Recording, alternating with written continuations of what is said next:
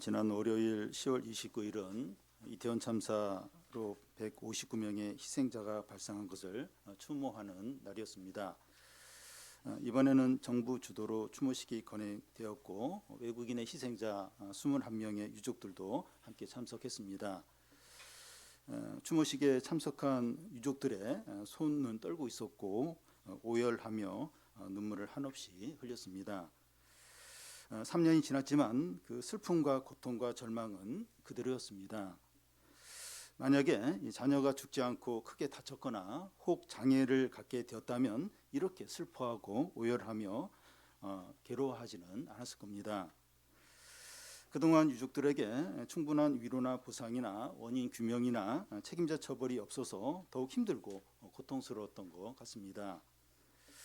그렇지만 죽음은 끝이 아니고 모든 것을 빼앗아 가기 때문에 이런 것들이 제대로 이루어졌다고 해도 유족들의 슬픔과 고통은 진정으로 해결되지 않습니다.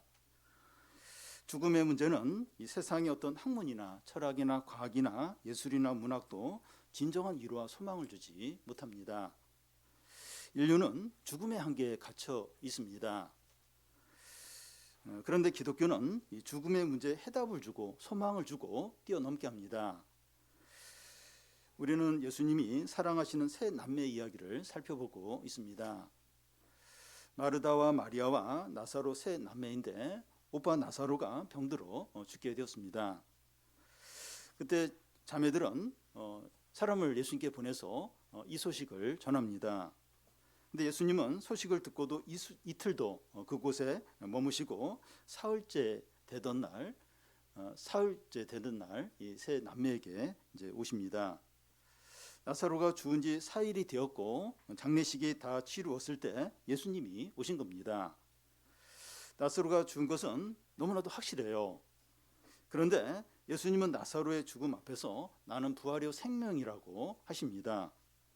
그러면서 죽은 나사로를 살리십니다. 예수님은 죽은 모든 성도들을 살리지 않고 나사로만 살리셨는데 그 이유는 예수님이 부활이고 생명이심을 증거하기 위해서입니다. 죽음은 깊은 절망이고 큰 두려움이고 인류의 한계이고 끝이고 모든 것을 빼앗아갑니다. 그런데 부활이고 생명이신 예수님이 죽음을 압도하고 이기십니다. 우리에게 필요한 것은 부활이고 생명이신 예수님을 믿는 겁니다. 우리가 믿으면 이 죽음의 문제에서 승리하고 생명으로 충만케 됩니다. 더 확장시켜서 부활이고 생명이신 예수님을 믿음으로 죽음을 이긴다면 우리가 믿음으로 감당하지 못할 어려움과 절망과 위기는 없습니다. 공부 문제, 질병 문제, 진로 문제, 경제적인 어려움, 또 다른 어떤 큰 힘든 문제도 다 우리가 이기고 감당을 할 수 있습니다. 우리에게 큰 어려움이 있고 상황이 너무 안 좋고 우리의 부족을 크게 느낄 때 염려하고 두려움에 가득하게 됩니다. 그럴 때 우리 신앙이 형식적이 되고 믿음이 흔들릴 수 있습니다. 죽음과 같은 큰 어려움과 절망 가운데서 우리가 부활이요 생명이신 예수님을 믿어서 하나님의 승리와 영광과 구원을 누리시기 바랍니다. 먼저 모든 것이 다 끝난 것 같은데 예수님이 오셨다는 거예요. 17절에서 19절을 보면 예수께서 와서 보시니 나사로가 무덤에 있은지 이미 나으리라. 베다니는 예루살렘에서 가깝기가 한 오리쯤 되매 많은 유대인이 마르다와 마리아에게 그 오라비의 일로 위문하러 왔더니 예수님이 세 남매가 사는 베다니에 오셨을 때 나사로는 무덤에 들어간 지 사흘째 되는 날입니다. 어떻게 사일이 되는가 하면 나사로가 병들어 죽게 되었을 때 이제 이 자매들이 이제 사람들을 예수님께 보내서 이제 그 사실을 이제 알렸습니다. 예수님이 자매들이 보낸 사람들에게 소식을 듣고 나서 그곳에 이틀을 더 계십니다. 그리고 그 다음 날 예수님이 이제 그 세 남매가 있는 곳으로 이제 가시게 된 겁니다. 그런데 그 다음 날 예수님이 가셨을 때 이제 나사로가 무덤에 들어간 지 이제 4일째가 된 날입니다. 중동에서는 그 덥기 때문에 사람이 죽으면 당일날 이제 장례를 이제 치르게 됩니다. 그러니까 나사로가 죽고 장례가 치른 지 4일이 된 겁니다. 이 죽은 지 사흘이 되었으면 시체가 이제 부패하기 시작하기 때문에 살 가능성은 더더욱 없는 거죠. 이런 상황에서는 뭐 많은 재산이나 최고의 의료 기술이나 뭐 놀라운 기적이 일어난다고 해도 안 됩니다. 예수님이 이곳에 오셨는데 조문하고 위족들을 위로하고 슬픔을 잘 견디도록 기도해 주는 것 외에는 더 할 게 없을 것 같아요.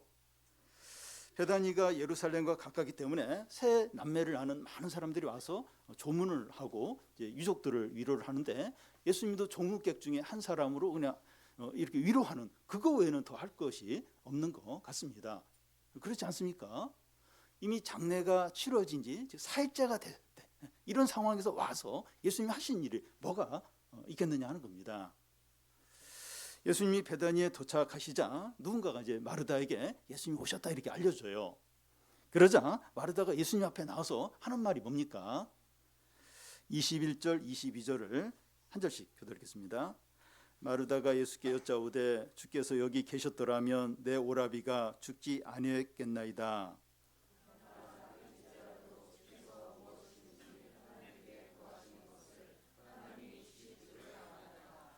주께서 여기 계셨더라면 내 오빠가 죽지 않았을 거라는 거예요. 이 말은 불평하거나 원망하는 것이 아니라 안타까움을 솔직히 표현을 하고 있는 거죠. 그런데 마르다가 방금 한 말을 보면 그가 예수님을 어떤 분으로 여기는가 하는 것이 이제 드러납니다. 여기 계셨다면 오빠가 죽지 않았다고 이렇게 하는데 예수님을 장소와 시간에 제한되는 분으로 여기고 있는 겁니다. 예수님이 이곳에 계셨더라면 오빠가 살 수 있었을 텐데 예수님이 이곳에 안 계셔가지고 오빠가 죽을 수밖에 없었다는 거죠. 그리고 그 오빠가 죽기 전에는 기회가 있었는데 이미 죽었고 시간이 지나버려서 더 이상 기회가 없다는 겁니다. 예수님을 믿는다고 하는데 장소와 시간에 제한받는 분으로 여길 수 있다는 겁니다. 그런데 예수님이 장소의 제한을 받으십니까? 예수님이 같은 공간에 함께 있어야 능력이 나타나고 같은 공간에 함께 있지 않으면 능력이 나타나지 않나요? 이 사장에 보면 왕의 신하 아들이 병들어 죽어갈 때 그 예수님은 그곳에 가시지 않고 말씀으로만 내 아들이 병이 나았다고 이렇게 말씀합니다. 그래서 왕의 신하가 이제 그 얘기를 듣고 집으로 돌아가요. 돌아가는데 집에 종이 이제 오면서 만나게 되는데 아들이 살았다는 거예요. 그래서 그 아들이 살아난 그 시각을 물어보니까 예수님이 말씀하신 딱 그 시각에 그 아들이 이제 살아났다는 겁니다. 수르보니게 여인의 귀신 들린 딸도 예수께서 돌아가라 내 딸에게서 귀신이 나왔다 이렇게 말씀을 하십니다. 그러자 이 여인이 그 말씀을 믿고 집으로 돌아가요. 돌아가 보니까 그 딸에게서 귀신이 나가서 이렇게 회복이 되어 있는 겁니다. 예수님은 장소의 제한을 받지 않습니다. 예수님이 우리와 같은 공간에 함께 있지 않아도 얼마든지 능력이 나타나십니다.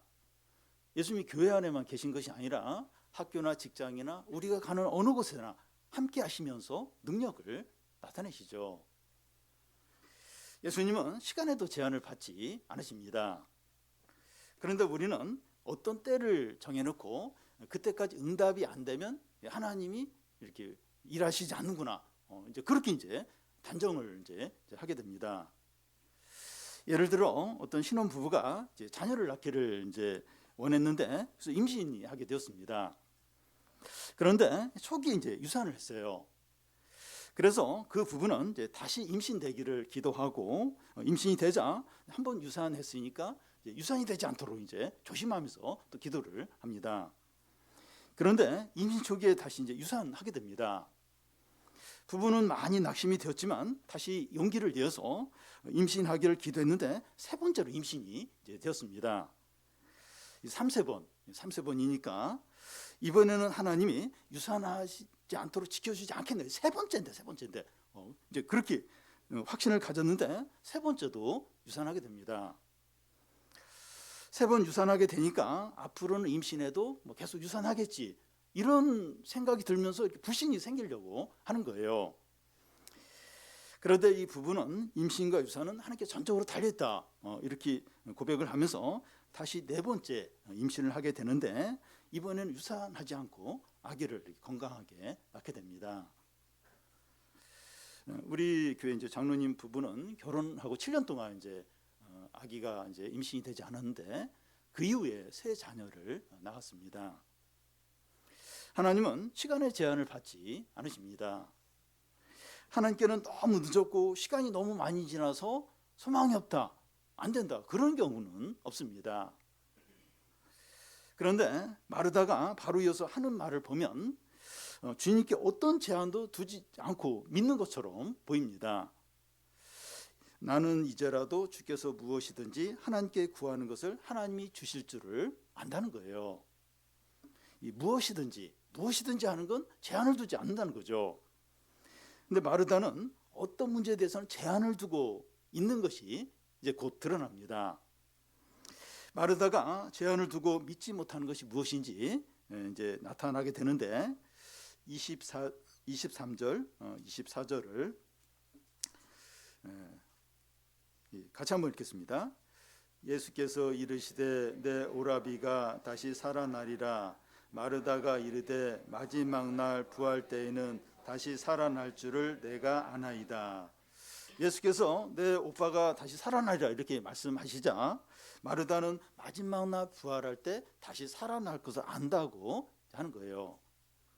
예수님은 지금 죽은 나사로가 다시 살아날 것이라 이렇게 이야기하는데, 이 마르다는 마지막 날 부활 때 오빠가 다시 살아날 것으로 여기는 겁니다. 그래서 별로 놀라지도 않고 감격하지도 않습니다.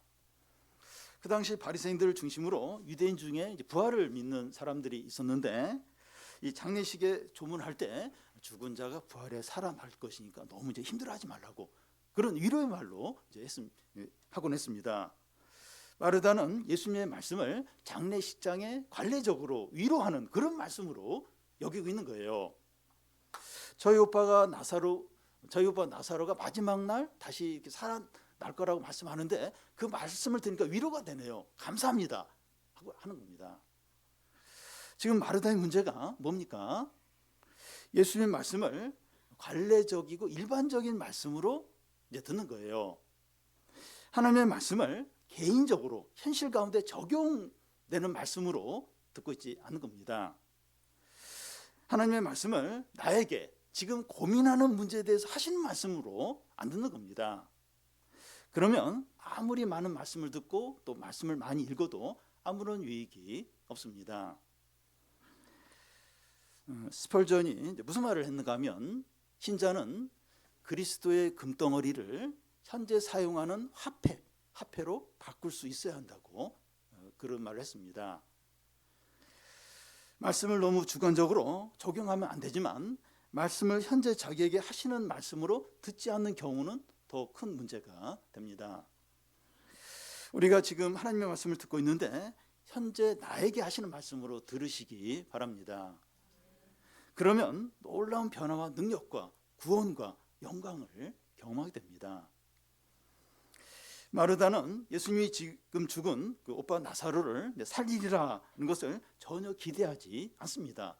불가능한 일이기 때문이죠. 주님이 다른 어려움은 다 할 수 있어도 죽은 오빠를 다시 살린다, 이건 믿지 못하겠다는 겁니다. 그런데 마르다만 이렇게 생각하는 것이 아니라 오늘 우리들도 그렇게 생각을 합니다. 왜냐하면 죽은 자가 다시 살아나는 것을 본 적이 없기 때문이죠. 근데 여기서 이제 생각해 봤으면 하는 것은, 예수님은 죽은 성도들을 다 살리셨다면 얼마나 좋을까 하는 겁니다. 우리 부모님도 그렇고 여러 우리 아는 분인데 돌아가신 분이 있어요. 그러니까 다 이렇게 죽은 성도들을 다 이렇게 살릴 수만 있으면 얼마나 좋겠느냐 하는 겁니다. 그런데 그렇게 하지 않으시고 어떤 면에서 나사로만 살리셨습니다. 그 이유는 두 가지로 볼 수 있는데, 하나는 이 세상에서 죽지 않고 오래오래 사는 것이 진정한 행복이 아니기 때문입니다. 여러분, 이 땅에 얼마나 슬픔과 또 수고하는 게 많습니까? 그러니까 이 세상 오래오래 사는 게 진정한 행복이 이제 아니라는 겁니다. 다른 하나는 이 죽은 나사로를 살린 이유는 예수님이 부활이고 생명인 것을 증거하기 위해서예요. 증거는 꼭 많이 써야 될 필요가 없습니다. 증거는 한두 개만 있어도 충분하기 때문이죠. 이 마르다의 태도가 이러하니까 예수님이 자신이 어떤 분인지 말할 필요가 있었습니다. 25절 26절을 한 절씩 교독하겠습니다. 예수께서 이르시되 나는 부활이요 생명이니 나를 믿는 자는 죽어도 살겠고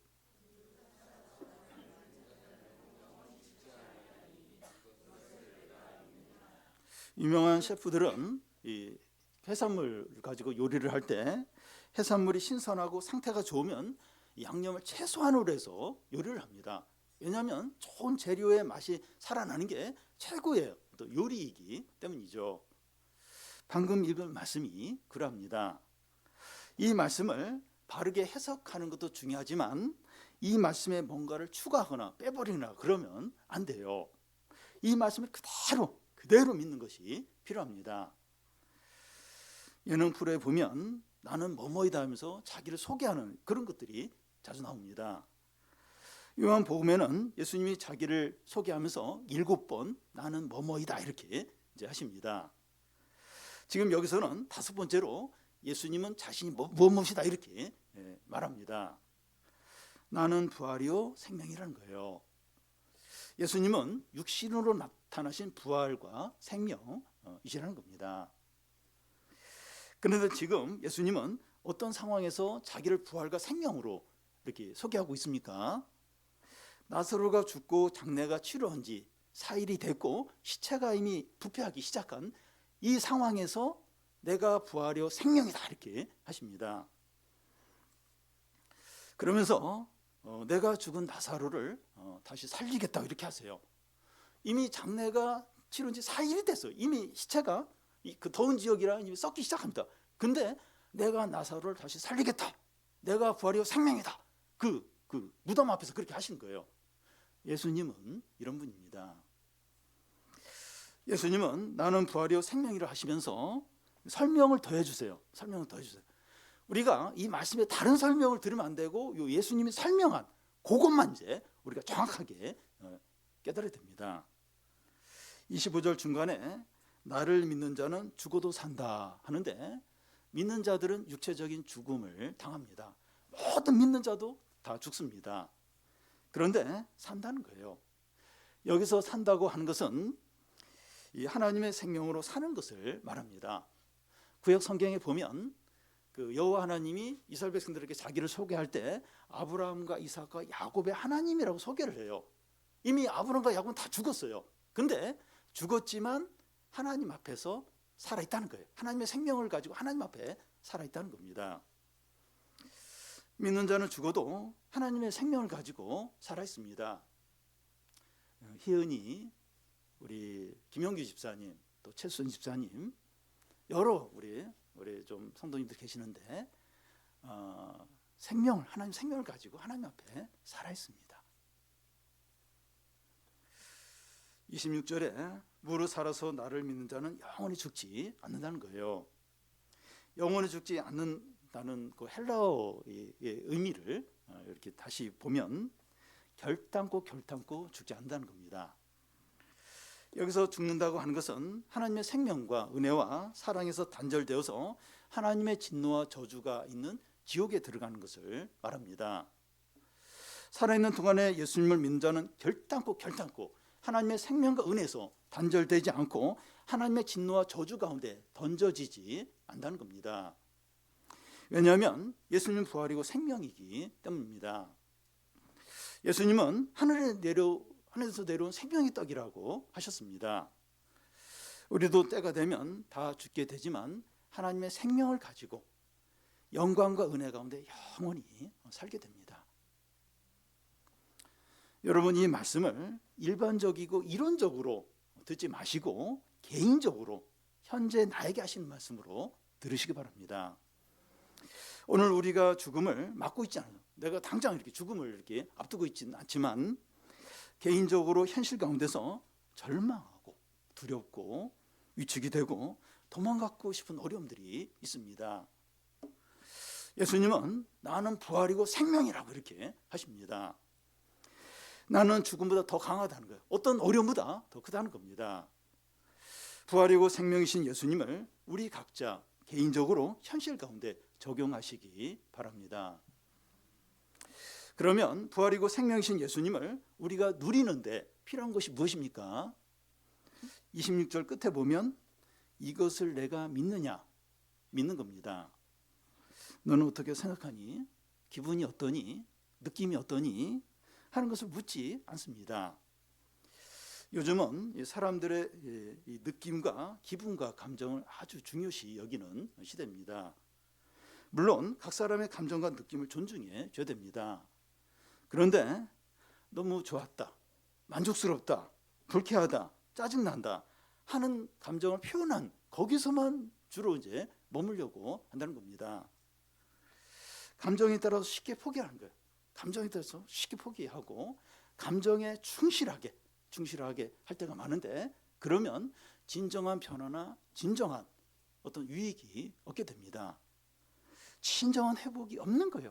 참된 열매가 없는 겁니다. 감정에 충실할 때 어떤 열매가 없어요. 진정한 회복이 없습니다. 우리에게 가장 우선적이고 본질적으로 필요한 것은 믿는 겁니다. 믿는 거. 내가 이것을 믿느냐? 우리가 뭔가를 하는 것은 그 다음이에요. 뭔가 행하는 건 그 다음입니다. 예수님이 어떤 분이신가 믿고 하나님께서 아들을 통해서 우리의 구원을 위해서 행하신 것을 믿는 겁니다. 믿는 것이 가장 우선적이고 본질적이에요. 이 본질적인 믿는 것에 문제가 생기면 모든 부분이 잘못됩니다. 모든 것이 엉망이 되게 됩니다. 어떤 사람이 열이 38도까지 오르고 너무나 고통스러워해서 병원 응급실에 데려갔습니다.